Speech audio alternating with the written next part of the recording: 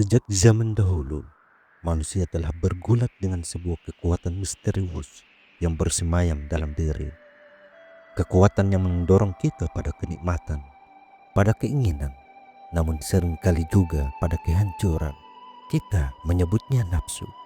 Tapi, siapakah nafsu sebenarnya? Dari mana ia berasal? Dan bagaimana kita bisa memahami hakikatnya yang begitu mendalam? Apakah nafsu adalah musuh yang harus ditakluk, ataukah ia bagian tak terpisahkan dari eksistensi kita?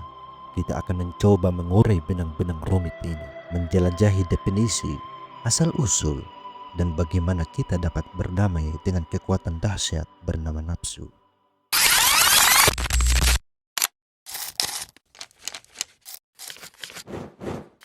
Secara umum, nafsu seringkali diartikan sebagai keinginan atau hasrat yang kuat. Namun definisi ini terlalu sempit. Dalam banyak tradisi spiritual dan psikolog, nafsu memiliki spektrum yang jauh lebih luas. Ia adalah daya dorong fundamental yang menggerakkan makhluk hidup untuk mencapai sesuatu. Nafsu bisa muncul dalam berbagai wujud. Nafsu makan, nafsu seksual, nafsu kekayaan, nafsu kekuasaan, nafsu popularitas, bahkan nafsu untuk selalu diakui dan dihormati. Ia bukan sekedar kebutuhan fisik, melainkan juga kebutuhan emosional dan psikologi yang mendalam. Para pemikir dan spiritualis telah lama menyadari kompleksitas nafsu. Mereka melihatnya sebagai potensi ganda, bisa menjadi kekuatan pendorong kebaikan, namun juga benih bagi kejahatan dan penderitaan jika tidak dikelola dengan baik. Setiap ajaran agama dan tradisi spiritual memiliki pandangan unik tentang nafsu. Dalam Islam, nafsu sering disebut sebagai nafas atau hawa nafsu. Ia digambarkan sebagai entitas dalam diri manusia yang memiliki berbagai tingkatan, dari yang rendah, amarah, hingga yang mulia, mutmainnah. Nafsu amarah adalah nafsu yang mendorong pada keburukan, yang suka memerintah. Sementara nafsu mutmainnah adalah nafsu yang tenang, yang telah mencapai kedamaian. Perjalanan spiritual seringkali adalah perjalanan untuk membersihkan dan menundukkan nafsu amarah menuju nafsu mutmainnah. Dalam tradisi Buddha, konsep tanha atau kehausan sangat relevan. Ini adalah keinginan atau nafsu yang tak pernah terpuaskan, yang menjadi akar penderitaan atau yang disebut dengan dukkha. Pembebasan dan penderitaan dicapai melalui pemadaman tanha ini, bukan dengan menghilangkan keinginan secara total, tetapi dengan memahami dan melepaskan keterikatan pada keinginan. Agama Kristen juga berbicara tentang daging dan ruh, di mana daging seringkali merujuk pada keinginan-keinginan dunia dan nafsu yang bertentangan dengan kehendak ilahi.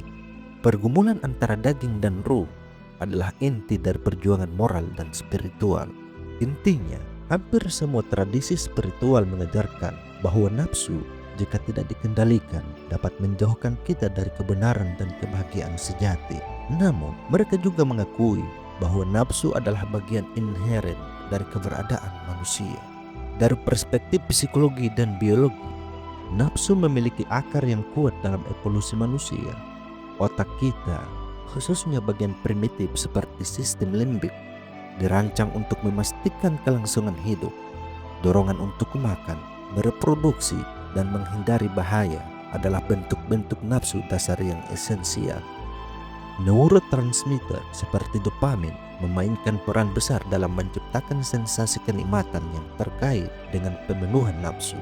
Ketika kita makan makanan lezat, mencapai tujuan, atau berinteraksi sosial, dopamin dilepaskan, membuat kita ingin mengulang pengalaman tersebut. Ini adalah mekanisme reward system yang kuat. Namun, masalah muncul ketika sistem ini menjadi terlalu dominan. Nafsu bisa menjadi tak terkendali, mendorong kita untuk mencari kenikmatan instan tanpa memikirkan konsekuensi jangka panjang. Ini adalah inti dari berbagai adikasi, mulai dari makanan hingga media sosial. Dalam psikologi perwudian, Nafsu atau dorongan primitif sering dikaitkan dengan id, bagian kepribadian yang didorong oleh prinsip kesenangan. Konflik muncul ketika id berbenturan dengan ego atau prinsip realitas dan superego atau yang disebut moralitas dan nilai-nilai.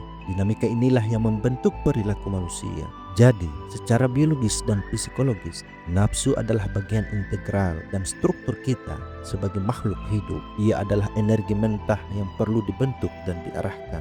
Setelah memahami berbagai perspektif, kita kembali ke pertanyaan utama. Siapakah nafsu sebenarnya? Apakah ia musuh yang harus dimusnahkan? Jawabannya tidak sesederhana itu.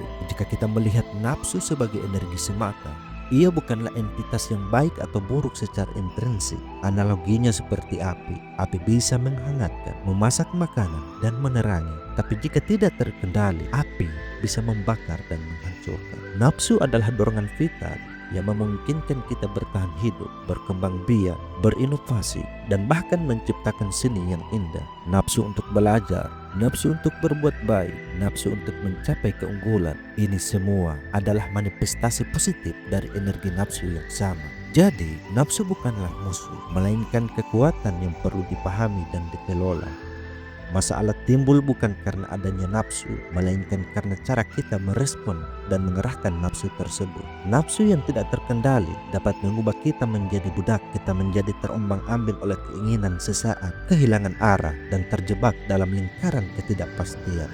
Sebaiknya, nafsu yang disalurkan dengan bijak dapat menjadi pendorong terbesar kita untuk menuju tujuan-tujuan luhur. Lalu, bagaimanakah kita mengelola nafsu? Ini adalah tantangan seumur hidup. Kuncinya terletak pada kesadaran, mindfulness, dan pengendalian diri, self-control. Pertama, kenali nafsumu. Pahami pemicunya, apa yang memuaskan dan apa yang membuatmu merasa tidak puas. Ini memerlukan introspeksi yang jujur. Kedua, kembangkan ego yang kuat dalam artian psikologis, yaitu kemampuan untuk menunda gratifikasi dan memilih tindakan yang sesuai dengan nilai-nilai jangka panjang, bukan hanya dorongan sesaat. Ketiga, salurkan energi nafsu ke hal-hal yang positif. Misalnya, ubah nafsu kompetisi menjadi dorongan untuk berprestasi secara sehat, atau nafsu untuk mencari perhatian menjadi motivasi untuk berkontribusi pada masyarakat. Ingatlah, tujuan bukan untuk mematikan nafsu sepenuhnya, karena itu mustahil dan tidak sehat. Tujuannya adalah untuk menjadi tuan atas nafsu, bukan budak. Mencapai keseimbangan di mana nafsu menjadi alat untuk mencapai kebahagiaan sejati dan kedamaian batin.